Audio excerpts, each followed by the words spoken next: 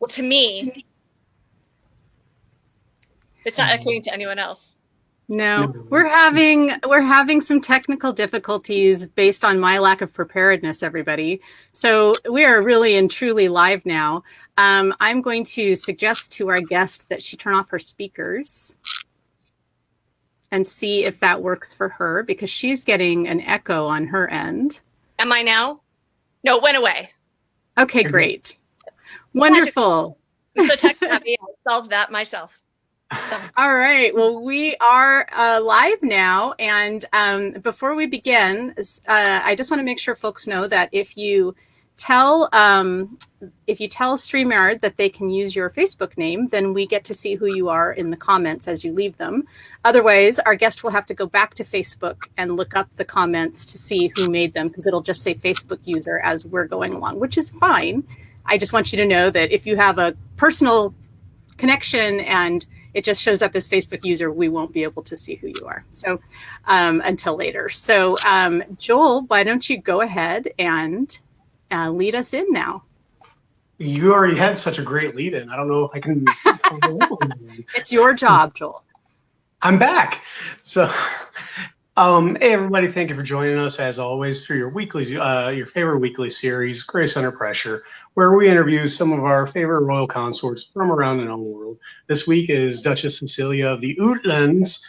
The Outlands. Yes. Next week is a mystery right now. It's currently a mystery. So let's meet our gracious hosts, or not so gracious hosts, depending on who you pick as your favorite. Welcome back to Sir Joel de Grace, who's now of Callantyre. He is inspired by his lady in all things, the Lady Agnella, and is fueled by questionable discount adult beverages. What are you inspired by today in particular, Joel? Wicked Grove Pear Secco. Oh, that doesn't sound too bad. Well, it's going to be followed up by Vista Bay Lemonade. So. All right. Well, I take it back. That sounds pretty bad. But, at least you're laying in a quality foundation for your evening. Absolutely. So. You got to have a good foundation before you build the house, That's right. And Joel has been off doing his duty to king and country. Not really, to country anyway. With the military, and we're so glad you're back. It looked like you were in snow, sleeping in a tent with a bunch of army people. Yeah. How'd that go for you? It was cold. It was good though. It was a great field training exercise. They got the tent heater working the day before I got to come home. So that was nice. But I mean, it was good. It was a good training exercise, and it was a lot of fun to see all the different, agencies working together, because we were simulating supporting like a FEMA response. And So we got to see a lot of the different agencies working together. It was fun. It was a good time. Very nice. It was not a good time. It was not fun, but it was good training. So very nice. Very nice. As always, I am joined by my favorite heckler in the world, Duchess Dagmara of Antir. She is a Viscountess of Sinagua in the West. She is I already said it, a Duchess of Antir. She's also a Laurel, all-around badass. And like I said, she's my homie. I'm apparently someone's homie. You're living in Seattle, I don't have homies. We have muddies, we have rainies. We have sleepies, we have coffees. We don't really have homies. Okay.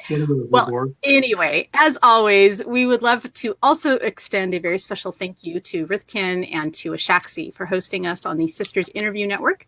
Ashaxi's not here this evening. Normally she's lurking in the comments, but she is off doing other things with her life, and more power to her. She has done more than her fair share of these interviews, and we really appreciate her.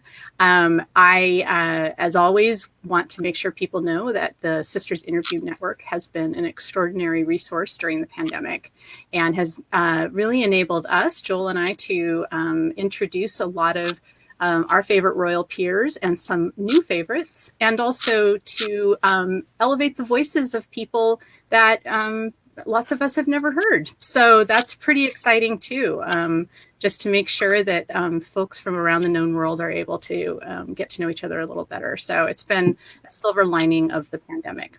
So Joel, would you please introduce our guest to those listening and watching? Absolutely, I would love to. This week we are joined by Duchess Cecelia Mowbray. Mowbray. Good job. Pretty close. I was super close. I feel like I'm getting better every week, though. She is the Countess of Atenveld. She became a Duchess in the Outlands in 2014. She's been a Laurel for 16 years, and she has a great ish. We have really issues around here. I was thinking about how long I've been married because it's a year longer than that. It's the only thing I know. She has a great passion for costuming, music, calligraphy, illumination. Illumination's near and dear to my heart because I'm totally a manuscript nerd. And but Your Grace, thank you so much for joining us this week. We're really looking forward to this. Thank you for having me. Yay! And I love that it was our own. It's Ingrid, but our own Phoebe, as we still call her, recommended you. And of course, we interviewed Phoebe a few weeks ago, which was really fun. So it's such a pleasure to get to know you. Our first question is a pretty softball question of just tell us a little bit about your SCA origins and kind of who you are in the SCA. Do you think that's a softball question? It involves editing. That's difficult for me. Well, we have an hour, so you can fill as much as you want with the first question, and then we'll just skip right to the outro. So I got started. I was playing in a vampire LARP, like you do when you're 20, and several of the people in that group were in the SCA, and they knew that I did early music specifically, and they were like, "Oh, we also like music, and we're in a Renaissance-y kind of group. You should come sing with us." And I was like, "What? That sounds weird." And they're like, "We're playing a LARP about vampires." Be reasonable. And so the person I was dating at the time who really liked LARPing was not interested. And so I did it without him. And that was fine. So I was very peripheral at that point. I started a little group and we sang. And then it didn't work out, as these things happen.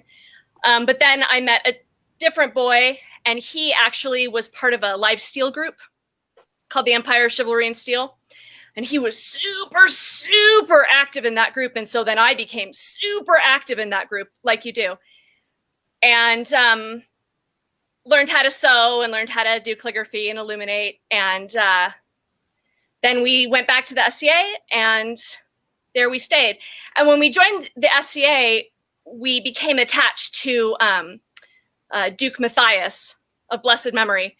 And he became king shortly thereafter. And so we were really involved super fast. And we traveled with Matthias and Shrolta, who is his first queen, a ton. And I sewed for everyone and I did scrolls for everyone. And then it was just sort of, that never stopped. So. That is a vampire LARP. I've never actually, so I'm curious about the vampire LARPing, and this is totally not what my next question is. I just, I'm a really bad nerd, and so I've only ever done the SCA as a LARP. Yes, it's a LARP for everybody that's about to get up in arms. But how do you do a vampire LARP? What's the rules there? Oh, I mean, it's like D&D.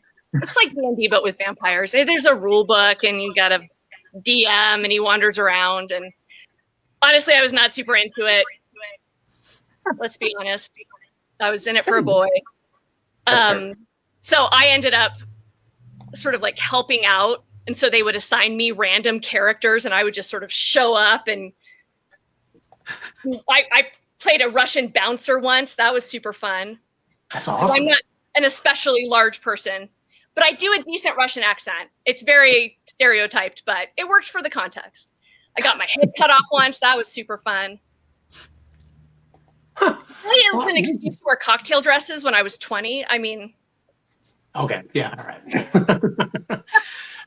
So, you have a little bit of time in between your first reign and your second reign, and you've had a little bit of time now to reflect back on both your reigns and being very involved in your kingdom. What would current you go back and tell pre-first reign you? or what kind of advice would you give yourself or to a new consort that's looking to become a rose? I would tell myself to relax a little bit. I'm by nature a pretty kinetic person. So I've quite bad and noticeable ADHD, and it's very difficult for me to be calm and predictable, I guess. And our first strain, I think my husband really wanted me to be, he wanted to be gracious as Crown. He grew up in the SCA, and so he'd seen all of these very regal, very calm, very soothing crowns that were, that matched his Arthurian ideals, and that's what he wanted to be. He wanted to be, he wanted to be the part. He wanted to set the stage, and I tried really hard. I don't think I got there. And so our second reign, he wanted that again. He's like, all right, Cecelia, calm down. Calm down. Be prepared. It's going to be fine. And at our coronation, I just couldn't do it. And I was doing jazz hands and saying ridiculous adjectives and whatever. And people really liked it. And driving home, I remember he was like, so you're pretty weird this weekend. And I was like, yeah, well, you married me. And he was like, it was okay though, wasn't it? And I was like, yeah, it was okay, wasn't it? And he's like, you should probably keep doing that. And I was like, oh, sure, I guess, if you really think. So that was good. So just, people are gonna like you or they're not, and people are gonna like you more often than they're not gonna like you, as long as you mean well. And so sometimes we would have a court and I would go totally off the rails, but I meant well, and that's predominantly what people responded to. So it's a lot more fun when you just relax and, have a basic plan, but don't get so wrapped up in the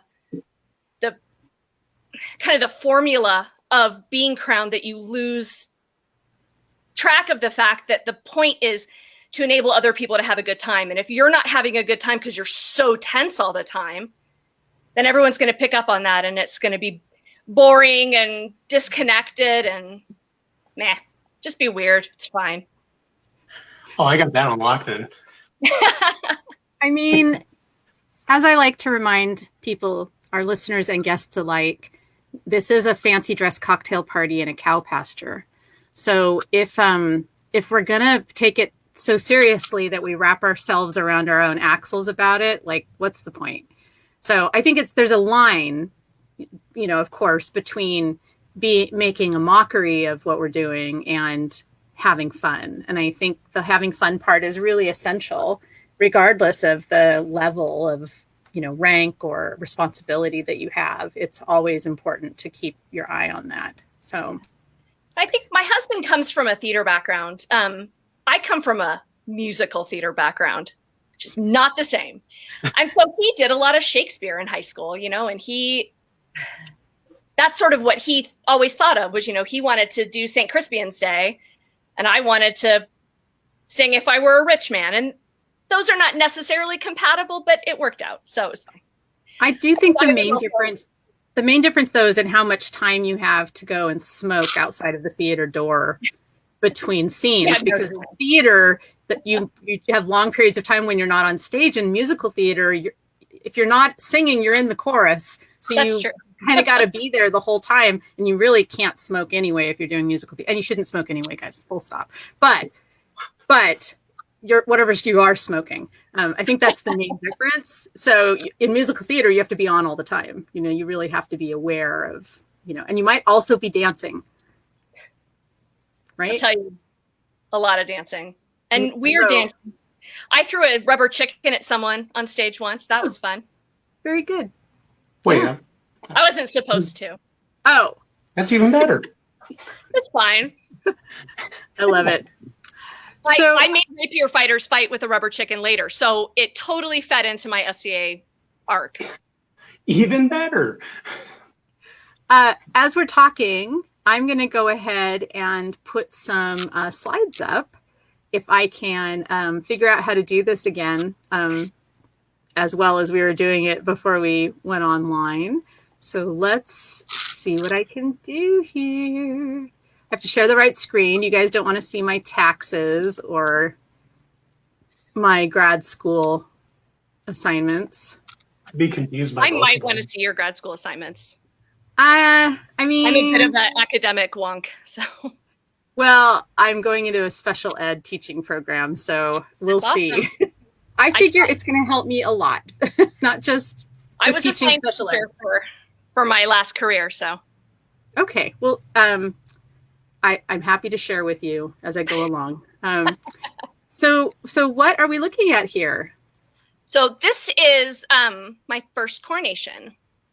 So I tried to pick photos for this slideshow that all kind of were to do with being crowned, but I also tried to pick ones that were either particularly impactful to me or that showed something like some cool regalia or some like philosophical point that I think is important. This one, obviously, was my first coronation. I thought that was super rad. And what I love about this picture in particular is that there's a manuscript called the Tradition, which is the very first manuscript I ever owned. My grandmother bought me a facsimile of it when I was like 12. And there's an image in it that's Mary being presented at the temple. And it looks just like this. Like that's how she's kneeling on it. And she's like this little teeny tiny person with this huge temple behind her. And it's a whole scale thing with blah, blah, blah.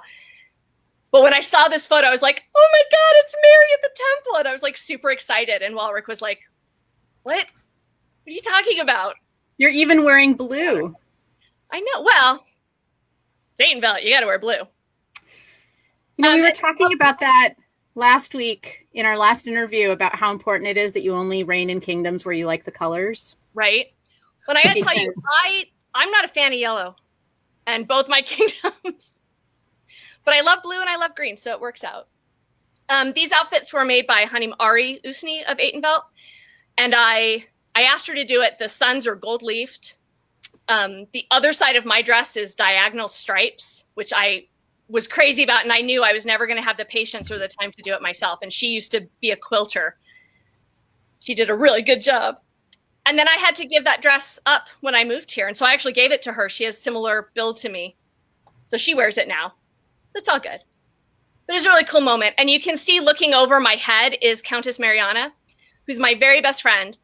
And she held the crowns for Walrick while he was waiting for me to come up. And that was pretty special for me. So, and she actually elevated both of us to our respective peerages when she was queen. Cool. So that was pretty cool confluence of stuff. Of coolness. Yeah. Pretty rad. That's my baby. So when we stepped up, my daughter had just turned 1. So she was about 1 in, I don't know, like 2 weeks or something. And she was a lot, but she was so cute. And I don't really have anything super impactful to say about this other than crowns have babies sometimes. Give them some slack, man. Their babies are going to crawl around on their pillows. It's cool. That's right. And also, those kneeling pillows get used by babies and dogs. Oh, yeah. All kinds of people. So make sure they're washable. Yeah. It was a comfy pillow for her. She spent a lot of time on it that rain. I think it's a great time to have a young child in the SCA because there's so many people who will take care of your kid for you. Well, our first reign, that was true. My mother lives in Metro Phoenix, and that's, of course, kind of the hub for Atenvelt. And so anytime we were in that area or going up north, she would just take that kid, and we just wouldn't worry about her. And then if she couldn't, my in-laws play. And they have a huge household, and we had a pretty big household at the time. So there was always somebody who was like actual blood relations most of the time who was willing to take her. That was not the case when we were here because we have no family here at all. And so that was juggling them was a little bit more difficult. But yeah, there's still always someone who's going to be willing to help you out with that. It's really nice because I know for a lot of families, you know, there are a number of those among us who typically the the fighter in the family is the man, and then there are women who take care of children back in camp, and we may not see them for the entire event. I mean, I know people who have never, like, they go to 12th night and they spend the entire time in a hotel room with their kids. So it's, important for us to know that those people exist and that they're doing the labor to make it possible for their partner to be participatory.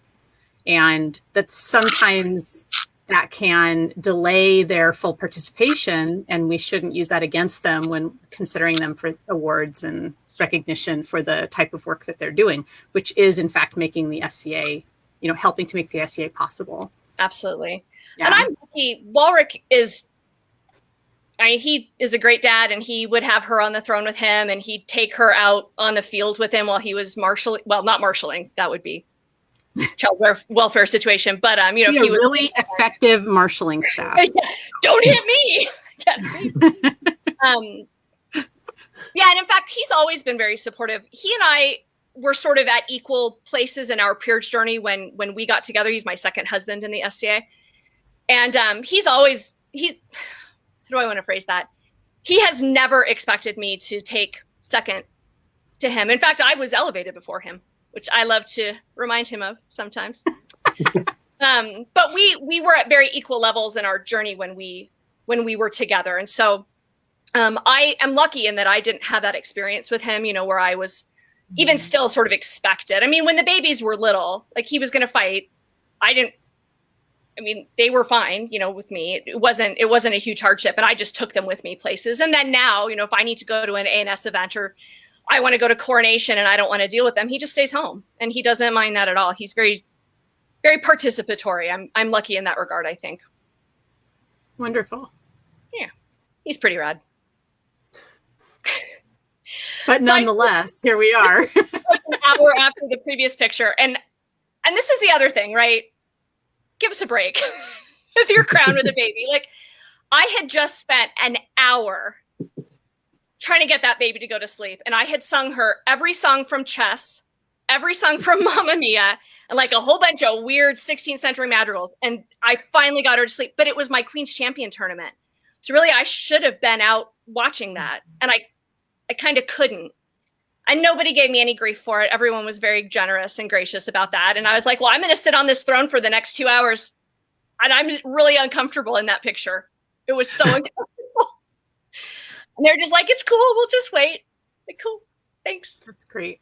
That was also the last time she ever napped at an event. It never happened again. This is Estrella. That's that coronation dress with the cool stripes. Mm-hmm. Good job, Ari. It was really good.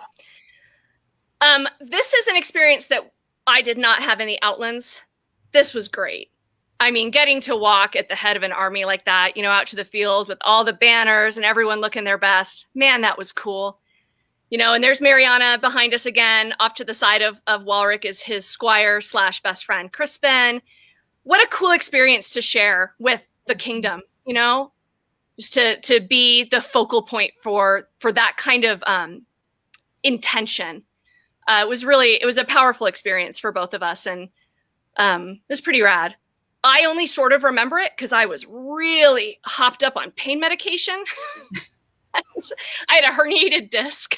Oh, for like the entire reign. It was terrible, but I do remember this, and it was pretty rad. So all of you people who grumble about getting up for that processional, man, just do it. What a cool thing to participate in. And not everywhere does it. I've been to several wars that this just isn't a thing at them. And it's cool. It's cool to hear it. Like the sound of all of those people marching out and all that ringing armor and the banners flapping. And man, what a spectacle. And it's cool to watch it go by, but it's really cool to be at the front of that and to see that picture, and I think all Estrella crowns have that picture, and it's pretty rad. I think every Estrella crown has the badass march into the field one, and then everyone that goes to Gulf Wars has the riding in on a horse with the procession behind them picture. Right, and on tier, you'd have pictures of people drying out their canvas after the week, which is our. I'm not sure what these crowns have. I don't know that we have like that. thing like that. I mean, it's pictures from Battlemore, but there's like a thing that I can think of from Battlemore that would sort of be a corollary to this. I just always remember the big ass wagon with the big old drums in it that the Outlands will haul along for the procession. We started bringing those again. There was a long duration where the Outlands wasn't bringing those, and they're back, and it's so great to hear them. I like it. Drums are cool. They do it at our tournaments now too. And I'll tell you, you want to talk about something that ups the intensity of a round in Crown Tournament, having a bunch of drums going. Woo! Good. I included this one because this is the first night we ever made. And this happens to be His Majesty Morgan of Atenvelt. He wasn't our first peer. We had already made a laurel, but this was our first night. And so I knew it was such a huge deal to Walrick. And I mean, hopefully it was a huge deal to Morgan too, getting knighted. But this was cool. It was a grand court because he'd come from Caid. And so we wanted to make sure that all of his family and friends in Caid could participate in his knighting. So we did it at Grand Court. It was great. That's a cool thing to get to do as Crown. And particularly when it's like a big kind of show like that. We got to do a laurel offer of someone who lives on Ontario who had previously reigned in Drachenwald at Pennsic in the Drachenwald camp. Nice. And which was very cool. And they were completely like dumbstruck, flabbergasted. Gobsmacked. There aren't enough words for, and it's one of those things where you're like, wow, that was a really simple thing for us to arrange, but it made a huge difference in their experience. So that's very cool. I think that's a big deal. And that was certainly a big deal to us is, we tried to make everything we could, even AOAs if it was possible, just as personalized as you could, special. And so, if we knew that, like when we offered Morgan, Elizabeth was really sick and she wasn't going to be at that event. And so we called her up and we were like, hey, we know you're really sick, but we're going to do this. You want to be there? And so she hauled herself out of bed and showed up at this war practice so that we could offer. And he told us later, he's like, I should have known. Should have known something was up because she was not going to go to that. He didn't get so. And Walrick was funny because he's like, he's going to know. As soon as we call him up, he's going to know that we're going to offer him knighting. And I don't want him to know. So we call him up and he's like, yeah, I'm going to get knighted. And Walrick starts talking about an award called the Legionnaire, which is an award that we give for fighting. In Atenvelt they have. And so he starts talking about that and you could watch Morgan's face fall. And he was trying so hard to be like reasonable about it. Like, this is a cool award. Yeah, this is great. I'm just watching him. And then Walrick's like, you know what? You totally deserve this award. But I'm not going to give it to you. And then he called up the chivalry and just the expression on his face. So it's court sadism and I love it. We needed to surprise somebody. And so we called him and told him that his lady was going to get an award and we needed him to make sure she was in court. And that was enough. And so, you can do that and then call the person's partner, or lady or lord in first. And that's another way to mess with people because there aren't very many pleasures in this world greater than messing with people, tricking somebody into thinking something else is happening. That's awesome. Walrick got offered knighthood at my elevation. So good. So, he comes up, everyone's done with me. He comes up to walk me out, gives me a kiss, and Duke Phelan or Duke Arius says, Walrick, I didn't excuse you. And then Walrick's like, what now? Like, I'm not going to be a laurel. Right? And someone asked me later if I minded, right? Did I mind sharing that moment with him? Which was a really sweet question. And I was like, no way, man, that was awesome. Yeah, but it is a sweet question and a good one for people who are reigning. Yeah, do consider that people who are together are not necessarily, they may not necessarily want to share that, and that's okay, Well, and he and I weren't married yet, so there wasn't necessarily an expectation that we were going to always want to share those memories together, but I knew. So. Because we're like in love or something. Here's this picture of us being in love or something. We've been married 15 years now. I just like this picture. We're very snuggly. We actually had I guess typically when court's set up for court, they put a table in between the royal thrones. And I don't remember that from Eight and Belt, but it was a really like typical thing in the Outlands. And when we had our first court, we couldn't hold hands because the table was too big. And so we had to tell them not to do that anymore. Like, stop it.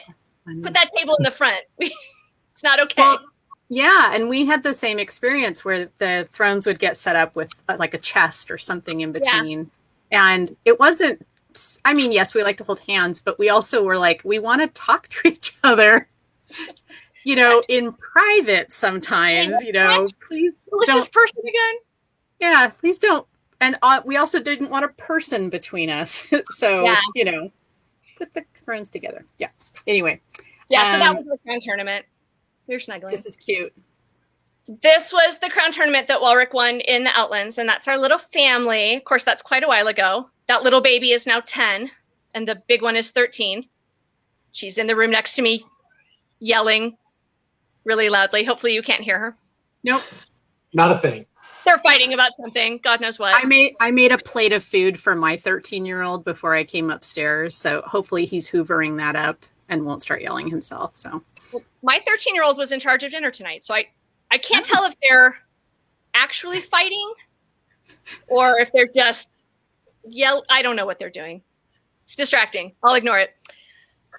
But yeah, these are my little babies, and they got their little livery outfits on.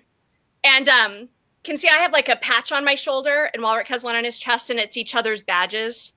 Oh. So I made little livery badges for us. So romantic. That's so cute. Mm-hmm. Oh, those little babies. They thought it was really going to be fun to be princesses, and they were disillusioned of that very quickly. So in Ontier, when you are the child of a sovereign or a royal consort, you are styled the prince or princess royale. Yep, here too. Yeah. So they thought that was great until they realized that it meant that we were busy all the time. Yeah. They're like, this isn't cool. Like, I want to sit in that throne. Well, you can't. Well, I'm gonna. All right. I kind of think, though, that first, I guess. When you're the kid of a reigning couple, it's almost like you should just get your AOA at the end of the reign. Like, your level of participation and you know, your sacrifice of your parents' time and attention is so considerable. Well, we were lucky in that we had a friend who was there. I don't remember what I called her, the royal guardian or something. And she skipped a bunch of events, including our stepping down, to stay here at the house with them. Nice. Yeah, it was incredibly generous of her because they were at an age where they were a lot of effort. Like when Cora was 1, you know, you stuck her in a pack and play and she was fine. Or I held her on my lap during court and it was no problem at all. But when they're 7 and 4, they require a little more attention, especially mine. So, also, you know, you might have family members that come to your events that are not in the SCA.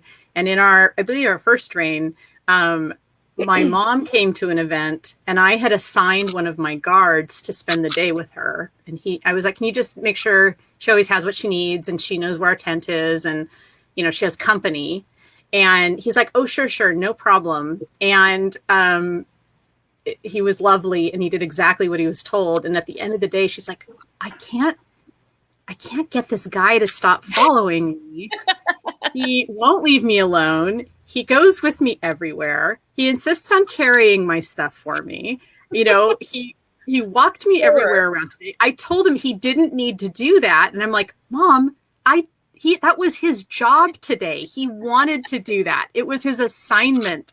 She's like, how could people will do that? I'm like, yeah, people will do that. He thought it was fun. And he was providing a very specific service that we needed from him. And he said that was a good use of his time. So you don't get to decide that.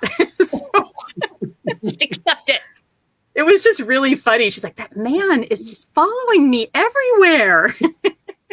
My mom would never come to something. I asked her when I got my Laurel, I was like, is that something you'd want to come to? And she was like, what? No, that's dumb.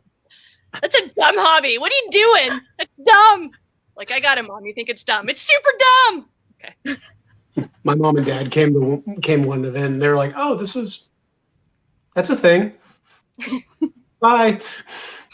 And my in-laws are at everything. They're super. They're both peers in 8 and Belt, and they've been playing for ages. They're both super active. Yeah. So, well, so tell us about this beautiful green and gold. So that's our coronation garb for the Outlands, and I made those.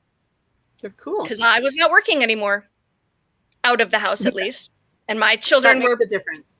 Off and on in school. So I think my eldest was in kindergarten when we reigned, maybe the 1st grade, and then the youngest was in daycare. So I had time, although I will tell you, those outfits were boring and time-consuming, and I will not do that again.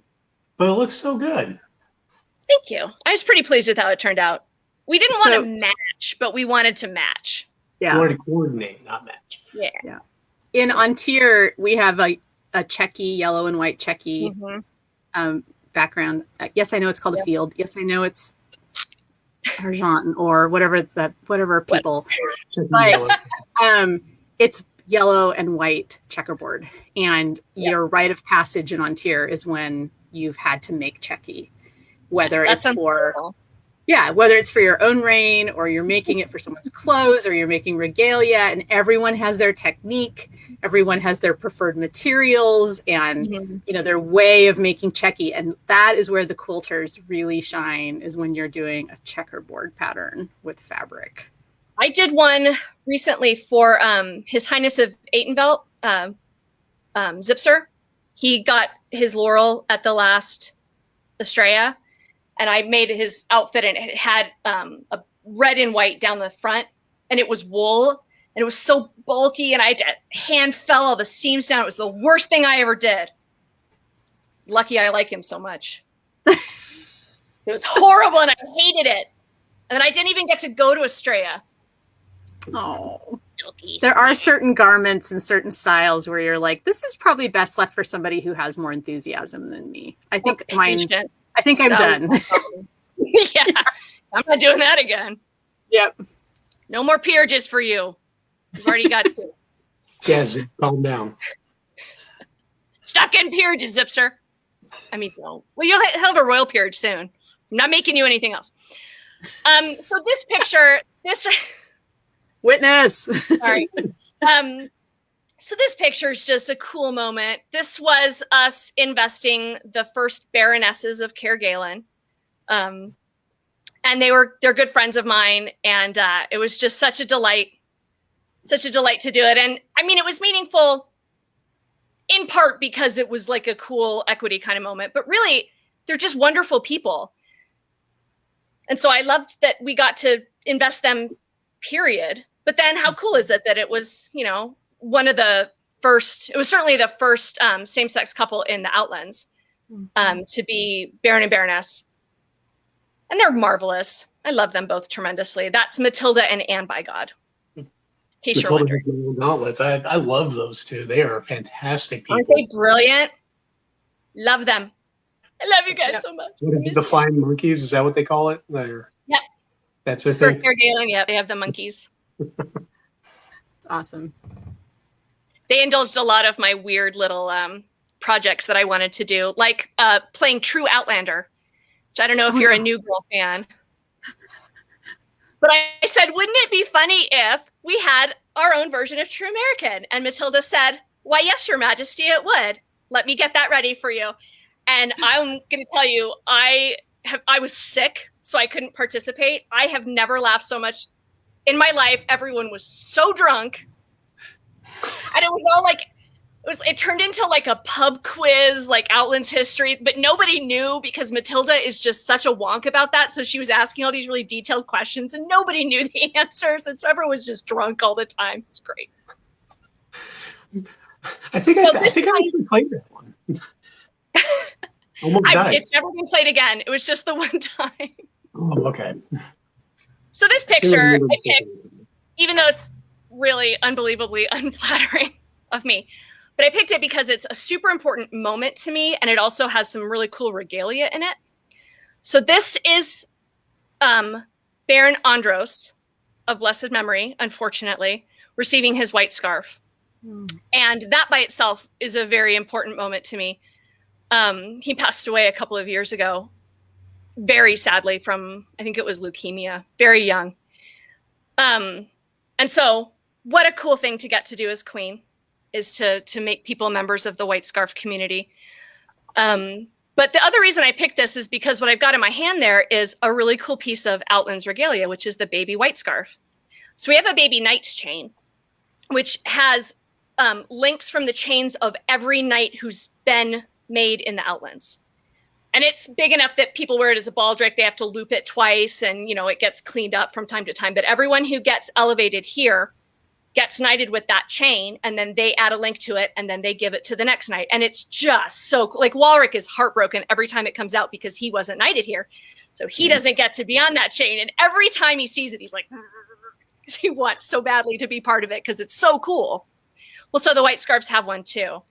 And my apprentice made it, and she's going to kill me if I get this wrong, but I think the fabric is like pieced with like the original white scarf or something. It's something along those lines. I probably should have checked with her. I think there's 2 of them now. And so every white scarf puts their arms on it. And you can see up at the top is the badge for the order. And that's just super cool. And so everyone gets it. And so it's a really beautiful record of that order in the Outlands. And then you can also see on my belt is a glove with the symbol for our grant level archery award, the sharp arrow. And so that's, you know, the queen gets to wear the white scarf, but she also gets to wear the white glove as patroness of that order. And that's, I think, pretty rad too. So I like this picture because it's a really important sentimental moment for me, but it's also, those are 2 really cool pieces of regalia that we have here that are, I think, pretty unique to our kingdom. So I don't know what face I'm making. That's the face I always make. I make a lot of faces. I have a very animated face, and so I'm always like in pictures. It's not ideal. This is Pennsic. I'd never been to Pennsic. It was really fun. The Outlands we don't have to do anything at Pennsic. It was so lazy, and like, it was like just cool. People kept inviting us to feasts, and I didn't have to do anything or be in charge of anything or organize anything. I was like, I'm going to go shopping. It's amazing. It's such an amazing experience. Duchess in there. I see. Is that T-Bone in the background? Yes. Yep. Yeah. So see, this isn't everyone who was with us. I think we're missing maybe 4 people, but the Outlands doesn't bring a huge contingent to Pennsic. There's been some bigger years since this, but Gabe was off drinking in the background, probably. I can't remember if Gabe was there. Nick was. I can't remember if Gabe was there or not, though. He probably was. No, he must. Well, I don't know. I don't remember. A long time ago. I have a really bad memory, so my pictures are good. It's a good idea. But those were our clothes for the opening court. And those were made by Countess Mariana, those big heraldic stags on them. So mine's a doe and Walric's is a stag. And they actually have ducal cornets on them so that we could wear them again. Cool. In fact, Walric wanted to wear it to an event. We had an event here that was the same weekend as Mariana's wedding. And so I wasn't here. And he called me. He's like, can I wear this tunic? I want to wear this tunic. And I was like, of course you can wear that tunic. Well, it has a crown on it. Baby, look at the crown. Well, I don't know. Ridiculous. Like, why do you think it's still in our closet? I have to be honest, it would be impossible for me to wear those without doing naughty things with them. It's instantly what my brain goes to. I have a rampant bull on my arms, and my husband has a rampant lion. And my culture is not armigerous, and so I went ahead and made my arms. Submitted my arms to look like his as a mirror, so that we can use them on stuff, and it will look decorative, because that's more our period. You know, I was very deliberate to not allow any kind of naughtiness to occur between the two of them in the way they're designed. Because this matters for me. I'll do naughtiness, and it'll not bring dignity to my household or my station or my kingdom. So maybe not when you're walking to Grand Court at Pensick. yeah. I mean, I'm not going to see those people again. Anyway. Right. Well, and I guess Duke Valhalric, designed the images, and his initial design for the stag was Pizzled? Endowed. Yeah. I mean, that's the heraldic standard. But unless you specify that it's not, it's supposed to have Mariana knew that was probably not ideal for us in the circumstances that we were in. I'm just saying. Heraldry is male-centric, so. I had to check my wife. I got swans. Swans and narwhals. Those are mine. Pizzled narwhals? I don't know. This is my little. I don't know what that looks like. My little narwhal here. He's so cute. Oh, okay. All right. I just have a Medusa. It's good. Yeah. I turn it on and let her talk and flash like her snakes and stuff at you, but it's really loud. That's delightful, though. Just to know that exists. Yeah. The banners behind me are by my wife's Pyrex collection. Oh. Sure. Okay. So this picture, that's my awesome. youngest daughter. So I picked this one partially because I love this picture and she looks so cute, but also this is a picture of me being a little slow on the uptake about my daughter's brain. Oh. So this was our crown tournament and it was in a horse barn and it was really loud. Mm-hmm. And so like this looks super cute, but what she's really doing is freaking out about the noise. Yeah. And I didn't know that about her at this age. I have discovered it since. She has pretty bad ADHD and some sensory processing issues. And so she gets really freaked out when there's sudden loud noises. So this picture, I think it's just, I think it's a good thing to bear in mind, right? Is that when we're talking about inclusion, you know, people's brains are weird. And if you don't know, sometimes it's a feature. A design feature. Yeah. Sometimes it's not. I mean, sometimes you can use it for good or not. Mm-hmm. But I think it's a good thing for us to think about in terms of how we're designing events. And I mean, not everyone's got auditory processing issues, but I do. People do, and I do. I didn't know that that's what it was for a long time. And so I just kind of, you know, you develop coping strategies. I think, you know, in her generation, certainly it's starting to become like we know about it now. I think when I was a kid, my parents had no idea. They just thought I was hyper and weird, which I was. Yeah. But there's a little more going on there. And so this picture is a good reminder for me that sometimes, you know, when people are acting in a way that is confusing, sometimes you got to think about what's going on for them and what their perception of events are. And that can be difficult when you're neurotypical, which I'm not. But I think so many of us, you know, default to that idea of, well, we're going to design an event or we're going to have an interaction and everyone's neurotypical and it's fine. And that's not the case. And it's certainly not the case in the SCA. Like we really attract hyper weird people. Like we're not just a big tent, we're a circus tent. Absolutely. And so I think it's all kinds of stuff going on. Yeah. Yeah.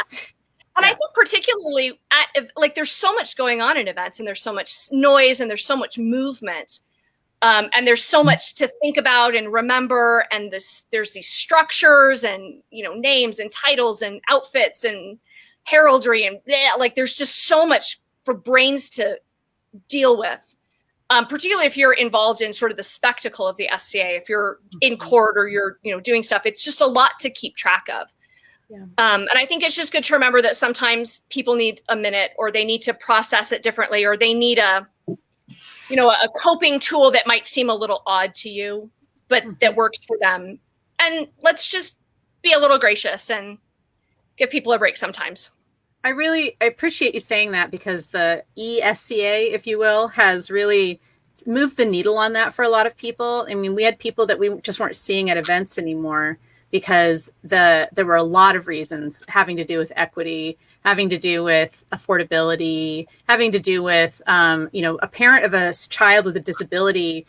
Often they just stop playing in the SCA because it can be so challenging. And how there are things, some easy, some not so easy, that event planning and other activity builders can do to make the SCA more inclusive for people, adults and children, who need scaffolding or who need just space. And my son's autistic, and he's a sensory autistic. He's very social, but has a lot of sensory needs. And when I go to an event with him, the best events have big open fields where there's a lot of kids running around without anybody telling them that they have to be quiet or stop running.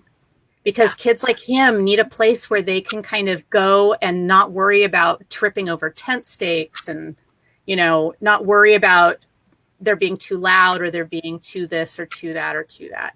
And I love events where somebody has just gone, this can just be an open space. And it doesn't have to be over by the parking lot. It can kind of be in the middle of everything. And, while the tournament's going on, it doesn't matter if kids are yelling. Like that kind of event is really great for families like mine and for all families. But then there's that piece of kids like to run around, whether they're on the spectrum or not. Kids like to run around. Pied Piper is great and all, but having a space that's safe for them to run around is actually a really big deal. And so is, and I harp on this a lot, but so is having the ability to wash your hands is a really big deal for families. Having even if it's a spigot where somebody has just thoughtfully put soap next to it, being able to wash your hands at an event, if you have a sensory kid, it's a really big deal to be able to do that. Well, and it's and sensory adults too. Add on. Yeah, it really matters. I think the ESCA, as you said, it's been a great chance for everyone to kind of hit their reset button on how they can approach the SCA as far as making it more inclusive for everybody, and hopefully have been able to reset maybe like the verbiage they use, or just kind of adjust their perspective. Because I never hide the fact that I'm a reformed stick jock, and I'm a career military guy, so I don't always have the most. I don't always pay attention to what I'm saying as far as how it can impact others. And I think these interviews and the ESCA and online presence has actually really helped me grow. And I still say stupid things because I think I accidentally might have been offensive about the vampire LARP earlier, where I was joking around about that. People that don't. We all make fun of vampire LARPs. Even vampire LARPers make fun of vampire LARPing. That's my recollection of it. We all made fun of it. So I think, but I think this has been, the ESCA has been great for that, where we can kind of take a look at what makes it easier for families or, beautiful daughters like yours there that, may not appreciate being in a small horse barn with a lot of banging shields and screaming and everything. And maybe we can start looking at how to make it better as we get to going back to playing in person again, because I don't want the ESCA to stay forever. I want it to go back to reality. And it's getting people to think outside of their own preferences, that sometimes by doing something that's not your preference makes it so that somebody else can have basic participation. And that's what an accommodation is. It's like, okay, maybe it's not your preference that we have microphones at some events, with making sure that people can hear the crown at the back of the room. But I can tell you, for someone with auditory processing disorder, when I'm in the back of a court and I can't hear, it is exhausting to try and hear. And if I sit up front, there's actually no guarantee I can hear because there's a lot of noise. There's a lot of people around. And so there isn't an ideal way for me to hear what's happening in court. And so sometimes, maybe you use microphones. Maybe you use a small microphone so that the people in the next room can sit in and listen to a broadcast of it. And then they don't have to worry about the fact that their kid is standing up and flapping or whatever. There's lots of things that it's like, well, no, that's not your preference, but your preference maybe should take a back seat to somebody else's basic involvement in this, And come up with creative ways to accommodate and scaffold people instead of saying, well, that's not period, or that's not the way I want the SCA to be. It's like, okay, we hear you, but these people would like to participate. So what do you propose? Oh, I'm dangerously close to put the soapbox down on that one. I think too, when you see people who are finding solutions of their own, let them. Yeah. Like, my kids don't want to sit through court, and if they need to, then I need to accommodate that in some way. Yeah. Well, I don't either. I have to do something. I mean, I can't sit. That was honestly one of the hardest parts of being crown, is I had to be consistently engaged without being able to move around, and that's super, super hard for me. Like, I need to knit, or I need to have something to fidget with, and that doesn't look good. And I wanted to, So, but with, like, if your kid's on a tablet, like, don't glare at them. Like, you know what that kid's not doing? That kid's not singing musicals at the top of their lungs. Right. That kid is petting a ball of yarn that they found. That's fine. It's soft. Right. They're happy. Let it go. It doesn't need to be. It doesn't need. We talk a lot. Like, I'm a big fan of sort of world building, I guess. Like, I want a beautiful immersive experience, but it's not always appropriate. And honestly, it's really unusual to get anyway. So, if I'm super concerned about my immersive experience, and my experience is so important to me that I can't handle someone with their oxygen tank who's sitting down the end of court for me, well, come on. Like, it's fine. Yep. We're going to slide through these images a little more quickly. I'm sorry, because I could talk about this for an hour, but I only have 8 minutes. I have 8 minutes. So we're going to go so much faster. Yeah, we're just going to move on here. And if we have to, we'll have you back on. There's your Phoebe. Yeah, she and Roscoe reigned after us. This was Battlemore. I think this was the Sword and Shield tournament. And again, neither one of us can sit still for too long. So we're both doing stuff, and the boys were fighting buys, I think. So they're in armor. I love this. This is my favorite picture of our reign. So Walrick and I had called, this is Battlemore Grand Court. We had called up all of the people for whom it was their first event, which we tried to do every time. And we had a bunch of rain coins. And we were giving them rain coins just as something to sort of remember their first event by. And I had run out. And so Walrick, like, I'm halfway down the audience in the aisle. Walrick is way up at the front. I'm like, I don't have any coins left. So he threw me one, and I caught it. And it was astonishing. And but you can see, like, I don't know who that guy is in the white. He is so excited for me. It was a glorious moment. I don't even know what's happening. Like, look at all these faces. They're like, woo! That's awesome. That's so powerful. It was so good. This was our stepping down.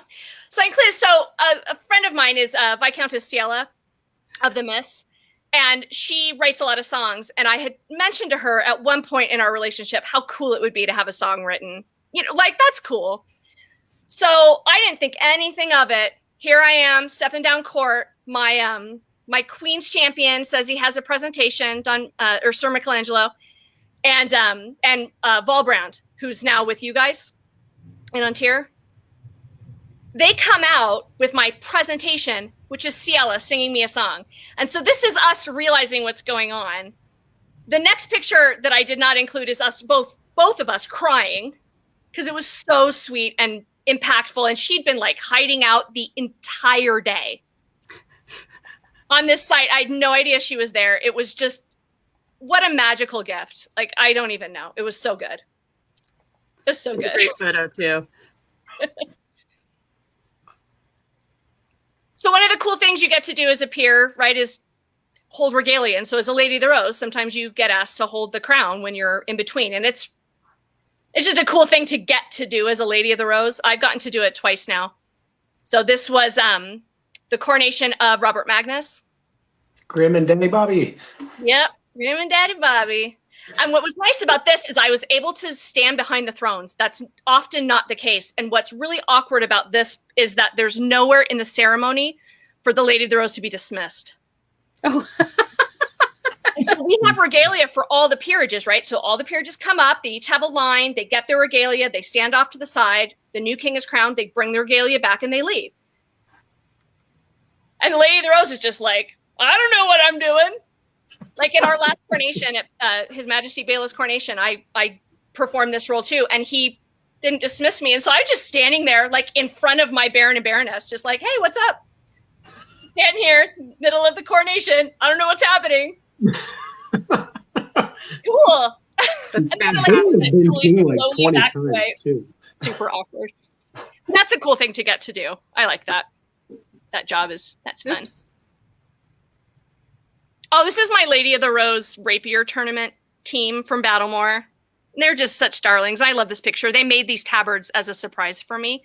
Because they're always my team. We actually don't use this format anymore, but they were my team for like 5 years. And the two at the top at the time were both white scarves, and the two at the bottom were their cadets. The tall one in the back is now Master of Defense. That's Gianni Singermano. And then that's Don Robert. And they were my champions when I was queen. So they've just sort of kept being my champions. That's and nice. I love them. I love them so much. And this is my little art family. These are all the wonderful people that I've been lucky enough to mentor. There's Countess Mariana in the middle, who is my apprentice of my heart. She wasn't technically my apprentice because she actually elevated me and then was a royal peer by the time that I was available for that purpose. So she's the apprentice of my heart. And oh my God, any credit she wants to give me, I will take. Because that woman's fantastic. She does. She's a really admirable member of the peerage. And then she's holding a phone that's got my very first apprentice on it, which is Sir, I always say it wrong because of Zipser. It's Sir Zygmunt, who's in the East now. Zippy. Should just call him Zippy. And then I don't mix up their names. It's so dumb. He is my first apprentice, and I love him, and I miss him tremendously. And then my three current apprentices, Baroness Bronwyn and Lady Rose and Baroness Eliath, who's about to move away to Aitenveld. I'm so sad. I love them. They're my wonderful art people, and they're so motivating for me because I get bored. And then they're like, "You should do things," and I'm like, "Should we? Oh, sure." I know. I was joking for a while that once all my active apprentices get elevated, I can quit the SCA. You know, it's like, I'm kind of not kidding. Yeah.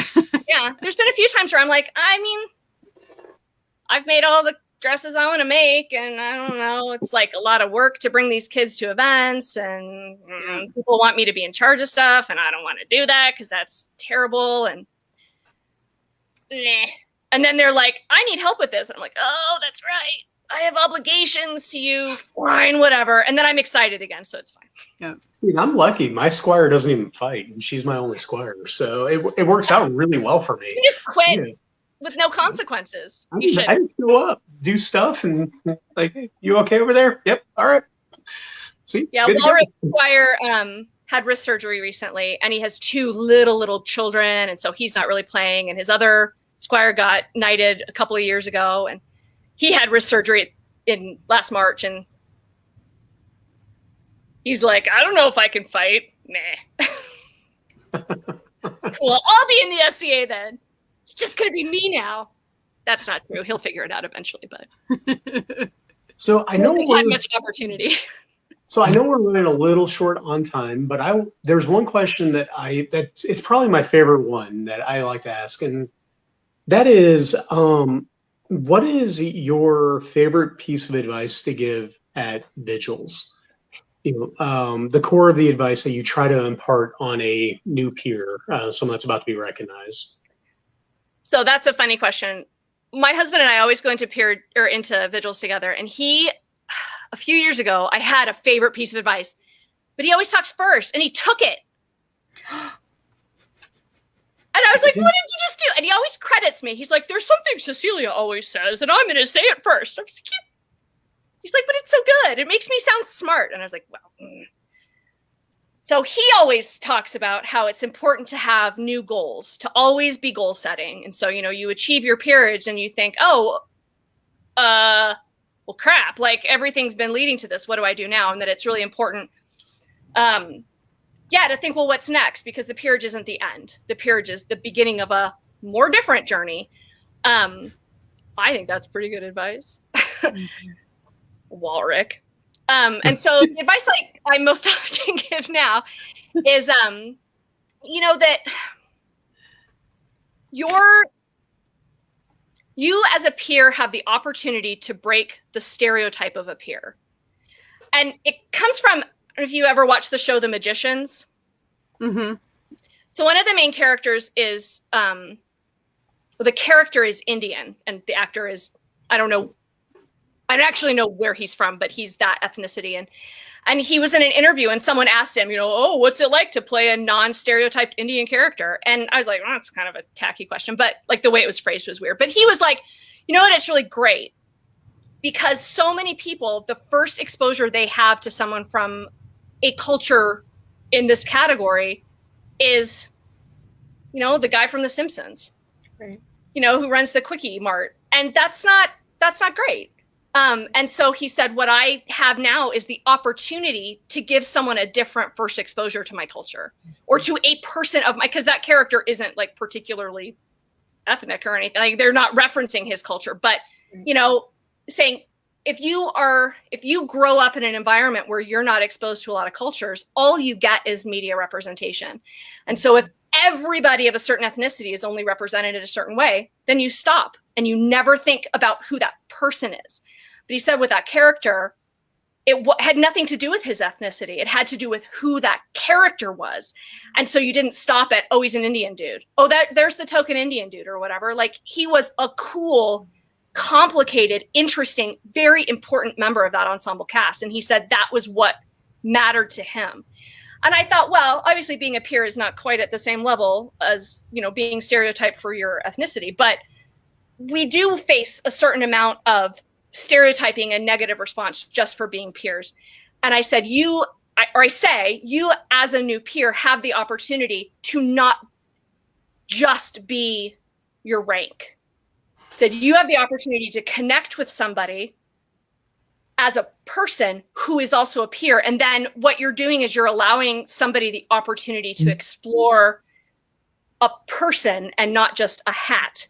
And so people, you know, they'll say, oh, I have peer fear. I can't talk to you because you're wearing your cornet or whatever. And I'm like, hey, I'm a person who likes art. And I'm a person who would really like to talk to you about art.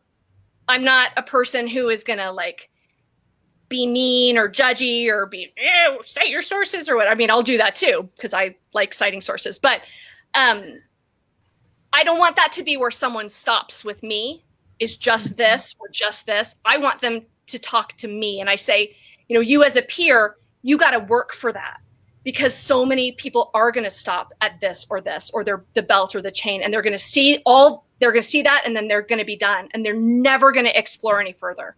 So I say, you got to work for it. You got to make the step. You've got to take that step to be a person to a new person, to a new player. I love that. And I think it goes well with also the idea that you should make yourself safe for people to come to when they have a problem with you. And absolutely, part of being a peer is making it safe for people to come and talk to you, you know, absolutely, and to be upset with you or to be critical or, you know, whatever it is. Because that's an extension, that trust is when someone comes to you and says, I don't like what you did, that is an extraordinary act of trust. And absolutely, they're trusting you to be an adult about it. They're trusting you to not, you know, use that, you know, to not retaliate against them. They're trusting you to maybe have a pathway to fixing whatever it is. You know, there's absolutely a lot of trust implied there. So yeah, if somebody can come to me with a problem with me, I know I'm like, we've gotten somewhere. So yeah. And I mean, those kinds of conversations are hard, but how do you grow? Not as hard as bringing it to you, right? Well, but I mean, both sides of that are hard. Absolutely. Yeah. Both sides of that are hard. But how do you grow? And how do you help someone else grow if you're never willing to talk to them about what their growth should be for you? That's right. Oh my God, I would be so lost if I didn't have my friends that told me, hey, Joel, you're being an asshole right now. Oh. I mean, our friendship's predicated on that, Joel. No, I treasure you for it, Dagmar. I treasure you for your ability to call me an asshole when I'm being one. I don't think I've actually called you an asshole. No. But you've given me the really look a few times, and that's usually enough at this point in my life to be able to go like, did I just say something dumb? Yeah, I did. So I have Anne and Matilda. They're like, hey, calm down. Someone else is talking right now. And I'm like, oh, yeah, they are. Yep. What are you talking about? They just remind me. I'm like, and sometimes I see Anne and she's just like. My issue is I don't have a poker face. No poker face. So somebody will look at me and go, you're showing everything right now. And I'm like, well, then people need to stop being the way they're being. And then I wouldn't be showing that, right? They're making me do it. I wouldn't have my "you're being a jackass" face on if they'd stop being a jackass. Yeah, I mean, come on. Community, Joel, do you want to work together? Do you want to ask one more question before we draw this to a formal close? Oh my gosh, yes. I have a lighthearted one I want to ask. You can snap into existence any award. No drama, no politics, no fallout. Any award that doesn't exist right now in the SCA, whether it is at the society, kingdom, local level. What would that award be, and why would you give it to me? Or not, or why would you not give it to him? Either way. Whatever. Gosh, that's so hard. You don't know him very well, so. We have a lot of awards in the SCA, and some of them are very specific. And we have them. I think in our kingdom, at least, we don't have an award for entertainers. I think other kingdoms do, but we don't. And the fact is, we don't have a culture that currently, I don't think, spends a lot of time on entertainers. You know, we have a kingdom bard and we have a competition, but you know, those people are awesome.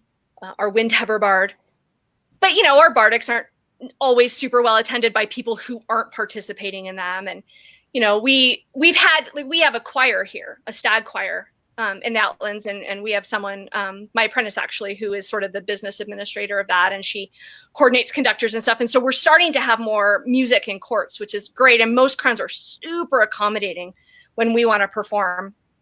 And we've had some crowns who, you know, were really encouraged performances, but I think in general, you know, we're busy and we got stuff to do in court, and the crowns are busy and they have stuff to do. And so I think an award for entertainment, and not just musicians, obviously I'm biased towards musicians, but just entertainment, you know, storytelling and drama and puppets. And I don't know, I don't know, entertainment. Air quotes. I don't know. Air quote theater. Little bunny foofy, like finger puppets, right? Isn't this the universal symbol? Why didn't you know that? That's a universal symbol for finger puppets. It's not. I'm lying about that. That's no. Totally I knew what you were going for. I totally thought finger puppets. So well, now you know. You're gonna go to the next court and you're gonna be like, where's this? And they're gonna be like, what are you doing, Joel? I just like the idea when people are like using air quotes, you can be like, what's with the finger puppets? What's like Punch and Judy? Like, what's happening? I'm gonna get some finger puppets and I'm just gonna go around. I don't know what's happening. The next time I see you guys at events, I'm gonna just be tagging with you. I like it. I promised Mariana I was going to get a cowbell for the next event, because she told me that it's always better with cowbell, and I said I can make it not better. I have like 3 that I will bring one to Battlemore, and you can have one. Wow, you know that sounds rad. And I tell you what, I will wreak some chicanery with a cowbell. Oh, dude, I'm all about shenanigans. Look at us, the ESCA, making connections and bringing people together in new and better ways. It's going to be exciting. I love everything about this. 2022. Oh, my camp has a shrine to St. Felicia in the front. That's how you'll find me. St. Felicia. So if I'm not too wrapped up with grad school still, I definitely want to come to Battlemore. Like that's one of my, it's one of my goals. So we'll see if I make it, because I'll definitely need someone to put me up in the back of their tent in a corner. You're welcome with us. Actually, your Phoebe camps with us, so Yes, our Phoebe. See, we still She's not own her. your Phoebe. She's my No, Phoebe. no. So No, because she's going to marry me. once you live in Ontier, you're always part of Ontier. And we also have a very well developed retirement and refugee plan where I've heard. Yeah. And we get climate refugees now, and we get actual refugees whose rights are being stomped on. So I don't want to not acknowledge them as well. But most importantly, for the SCA, when people retire, they really should consider the Pacific Northwest and like kind of we can squeeze out the rest of their service life in the SCA. I don't want to live near a volcano. Yeah, we've got like 5 of them, but there's very little likelihood of their going off again in our lifetimes. Very little. I don't know. It's really Seattle has unlikely. Like a 24-hour evacuation plan, and that is not. Oh, that's because we might run out of coffee. That has nothing to do with the volcanoes. Rainier still has microquakes. There's a better chance of there's a much better chance of Mount St. Helens going off first before Mount Rainier. Mount Rainier is not tottering on the edge. Anyway, I'm not sure your growing season is long enough for me. No, I mean, it depends on what you're growing, truly. Growing dandelions, we have a 24/7, 320,000 days a year. We grow dandelions. Good weather for brambles. Himalayan blackberries, imported here by Burbank of California. Burbank. Yes, they're very invasive. Thank you, Mr. Burbank. But he also made the russet potato possible, and those are, Anyway, so on that note, everybody. Interkingdom anthropology being what it is, we always do a grand basket exchange at the end of these interviews that is completely virtual, which means we can put anything we want in the basket because we're not actually giving it to you. So it's a fantasy basket, but that's kind. You don't have to store it. Right, because I'm creating the basket, I will say first and foremost, it has no handles because baskets with handles are too hard to pack in your car. See, Joel, everybody understands this who's actually had to go home with a bunch of stupid baskets from an event. I haven't won a crown yet. I'm going to keep trying so that I can learn your pain someday. And your basket can be whatever you want. It's been a bread bowl in the past. It's been a giant bag, whatever you want. It's your basket. I'm a fan of bags. It could be a bucket. So we're going to give you a basket, and I always ask some simple questions that my people would have asked your people. Light or dark chocolate? Milk, but with stuff in it. Okay, milk with stuff in it. We can handle that. Red or white wine? No wine. Sorry. Such a spoil sport with your questions. No, it's not a problem. Sweet meat, okay. Some White Claw? Some White Claw. No. We're in cider country though in Ontier. If you like cider. I like a sweet cider. Okay, a sweet cider. We can do that. We can do that. And puppies or kittens? Oh, puppies. Okay. All right. So here is your gift basket, and in it we have some wonderful milk chocolate. We have many fine chocolatiers in the Pacific Northwest. I'm sure probably Joel has some too where he is, but. Here we have Theo's chocolates, and it's wonderful. And you can have it with nuts, you can have it with caramel, you can have whatever you want. And we'll make sure you have enough that if your children want to eat it too, you can share. I don't let them have candy. All right, that's fine. That's fine. You can keep it completely to yourself. And we have the Seattle Cider Company makes some lovely seasonal ciders. So depending, this time of year, we're looking at, they're all pretty sweet because it's spring. So you will have an array of ciders. There's also a tasting room in Seattle. So one of the things you definitely need is a ticket to come visit us. And we can go to the Seattle Cider Company's tasting room. Come to your last 12th night. I didn't manage it.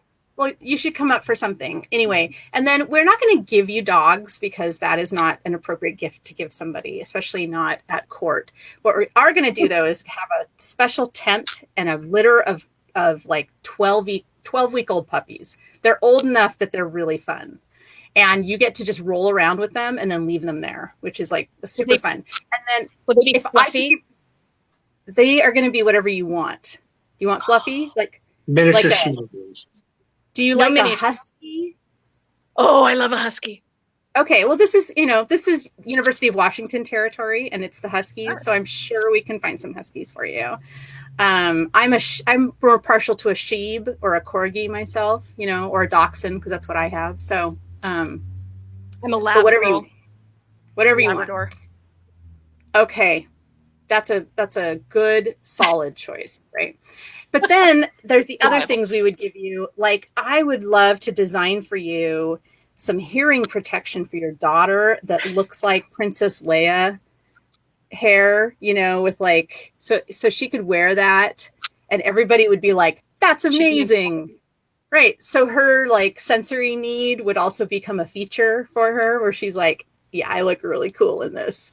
Maybe something height and size adjustable. So as she gets older, she can like, add things to it. But I think that would be amazing and should probably get made for you regardless. That would be really cool. What do you think, Joel? Anything? And since you are a fellow manuscript nerd, I would give you a one-time pass to the Vatican archives. Where you can dive in and look at anything you want. Also, if you want access to the digital archives, shoot me a text after this. I do have a login and password. But you would have a one-time pass to the actual Vatican archives in there to go and delve into whatever nerdery on the manuscripts and illuminations you would like. Yes. Got to get up. Hopefully that would not give you an aneurysm because we would hate to lose you so young. So that would be amazing. I actually almost got kicked out of the Getty once for doing this. Well, I plan on getting kicked out of the Morgan here pretty soon. We're going to New York next week, and for Memorial Day weekend, I'm about to get kicked out of the Morgan. Awesome, that's perfect. Well, that sounds like an amazing gift, and it would be delightful to meet you in person sometime. You have a number of goofy fans who are who've been peppering the comment section with. Comments. We see you guys. Yes. Some of them I actually know, and they're being very silly, and you should go back and check the comments. The most commented episodes we've had, I think. So. Yeah, it's pretty, and most of the comments, let's be honest, were from Krista of Starfall. So, it's easily 40 or 50 of them. So, but you have some awesome fans here, and it's been a delight talking with you. I will also say that my former apprentice has moved to the Phoenix area. Everybody should run right out and try and meet her, Mistress Heloisa. She's amazing. She does bleos. She does some amazing shanse research, working on shances. If you want to take a shanse on her. And she's amazing. She's amazing. And so if you live anywhere in the state or in the area or in the kingdom and can check her out, she's wonderful. So I can introduce you if you ping me on Facebook. So, all right. Well, I'm going to call this to a close, and it's been a true delight talking with you. So thank you very much for being here tonight. I had such a good time. Yep, go ahead. I have to get my thing in. I know I'm a little rusty here. No, you're good. You're great. Thank you so much for joining us this week. This was a lot of fun. I know when Invel finally is able to have Zip and Maniko step up, I'm going to actually fly out probably for their stepping up. Hopefully you'll be able to come out for that one. Otherwise, we'll be seeing each other at Battlemore, and I really look forward to being able to share a drink with you. For everybody watching I'll invite you to a tea party. What was that? Said I'll invite you to a tea party. Hell yeah! I often have a tea party. Oh, dude, I'm down. But for everyone watching from home, thank you so much for joining us. You know how much we appreciate your time, and we love you guys spending that time with us. Same rules as always come up here, though. So wear your mask, believe in science, renew your membership, be kind to each other. We love you. We will see you all next week. Get your vaccine. Get your vaccine. I'm vaccinated. Real. Yes. Me too. All right. That is right. My kids are vaccinated. Awesome. Good night, everybody. Bye. Good night.